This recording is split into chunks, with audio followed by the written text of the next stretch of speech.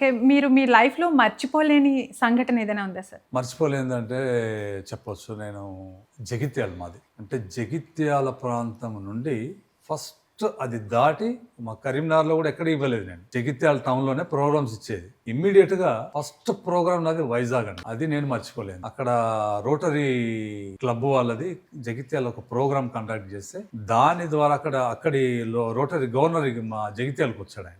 నా ప్రోగ్రామ్స్, నా పాటలు విని వాళ్ళు వాళ్ళు మెస్మరైజ్ చేశాను అక్కడ ఆ ప్రోగ్రామ్ లో. ఇంకా వాళ్ళు అరే ఈ ప్రణయ్ కుమార్ ప్రోగ్రామ్ వైజాగ్ లో పెట్టాలని అక్కడ ఉన్నప్పుడే అనుకున్నట్టున్నారు. వైజాగ్ వెళ్ళిన తర్వాత ఒక లెటర్ పంపించారు రోటరీ ప్రెసిడెంట్ మా జగిత్యాల వాళ్ళకి. 315 డిస్ట్రిక్ట్ కాన్ఫరెన్స్ జరుగుతుంది, ఇది ఇంటర్నేషనల్ కాన్ఫరెన్స్ వైజాగ్ లో.